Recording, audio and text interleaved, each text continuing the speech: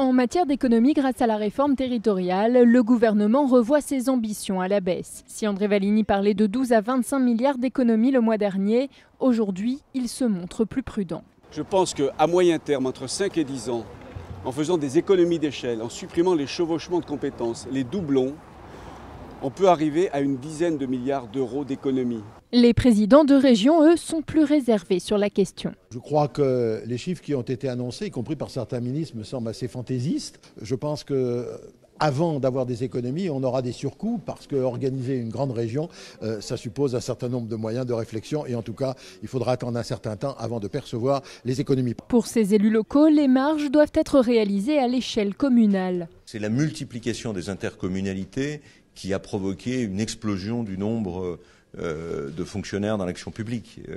Alors, il ne s'agit pas de dire non plus tous ces emplois-là vont être supprimés.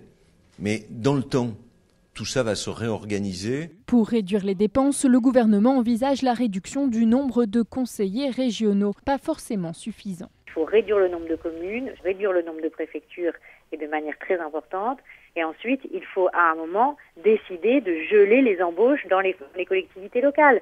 Reste que les salaires des fonctionnaires territoriaux devront probablement être égalisés vers le haut et engendrer un coût supplémentaire.